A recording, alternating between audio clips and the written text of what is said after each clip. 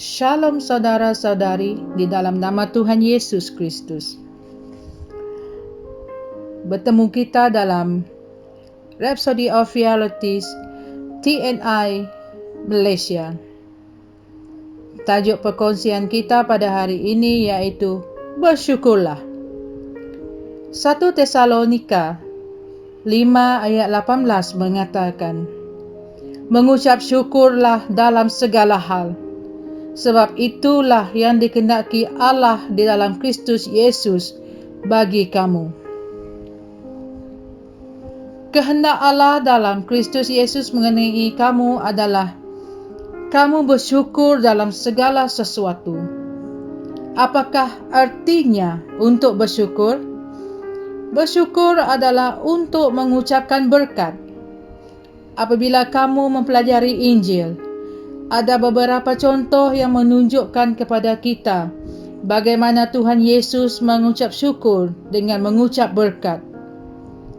Dalam Matius 26 ayat 26 mengatakan, sebelum dia dikhianati, Alkitab mengatakan, ketika mereka sedang makan, Yesus mengambil roti, mengucap berkat, memecah-mecahkannya, lalu memberikannya kepada murid-muridnya dan berkata, ambillah, makanlah, inilah tubuhku. Pada suatu kejadian yang lain, sebelum dia memberi makan kepada orang ramai dengan 5 ketur roti dan 2 ekor ikan, dia menengadah ke langit dan mengucap berkat, lalu memecah-mecahkan roti itu dan memberikannya kepada murid-muridnya supaya dibahagi-bahagikan kepada orang ramai itu.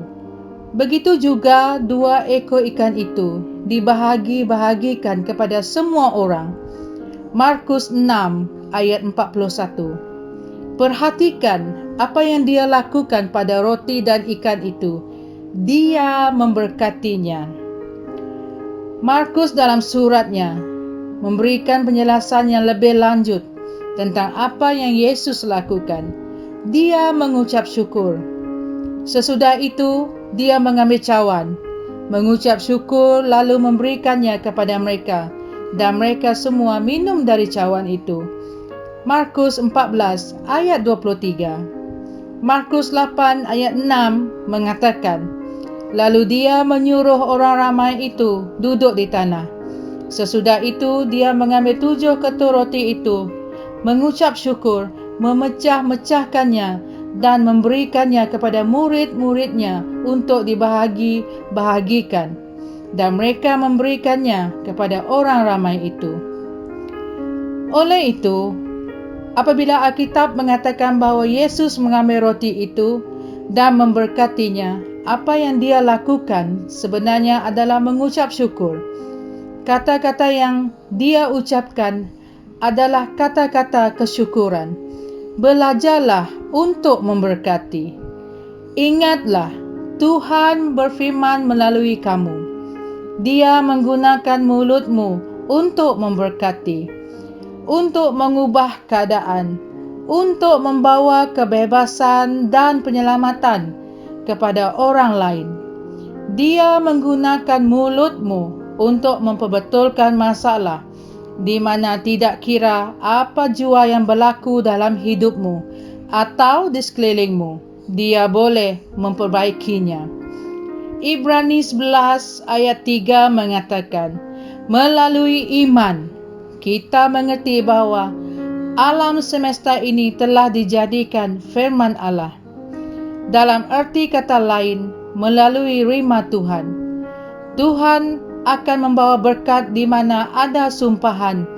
Dia akan membawa kemakmuran, kejayaan, kedamaian dan kemenangan di mana terdapat kemiskinan, kegagalan, kekalahan atau kemusnahan. Haleluya. Istiharkanlah selalu, ya Bapa, aku mengucapkan terima kasih dalam nama Yesus. Aku mempersembahkan kesyukuran kerana situasi ini telah diperbetulkan. Ia bekerja untuk mendatangkan kebaikan bagiku dan kehendak-Mu yang sempurna dibangunkan. Haleluya. Malah dalam memberkati Tuhan, caranya adalah sama juga. Kamu memberkatinya dengan mengucapkan syukur. Tanpa kesyukuran di dalamnya, ia hanyalah kata-kata berkat yang kosong. Sebelum kita mengakhiri perkongsian kita, marilah kita sama-sama berdoa. Ya Bapa yang di syurga, aku mengucap berkat dalam segala sesuatu. Aku mengucap berkat ke atas keluargaku dan memohon kemakmuran ke atas pekerjaanku, keuanganku, pelayananku, dan segala hal yang berkaitan dengan diriku. Aku mengucapkan terima kasih atas rahmat, kuasa dan kasih-Mu yang dinyatakan dalam segala aspek kehidupanku. Dalam nama Yesus. Amen. Sebagai ayat renungan tambahan, kita boleh rujuk pada Kolose 3 ayat 17, Mazmur 118 ayat 1, Mazmur 105 ayat 1 hingga 2, dan Mazmur 41 ayat 3. Tuhan memberkati. Kami percaya saudara-saudari semua telah diberkati dengan perkongsian firman dari Rhapsody Reality. Bagi sesiapa yang ingin menjadikan Yesus Kristus sebagai Tuhan dalam kehidupanmu, kamu boleh mengucapkan doa ini bersama dengan saya. Ya Tuhan Allah, aku mempercayai Yesus Kristus, Anak Allah yang hidup dengan sepenuh hatiku.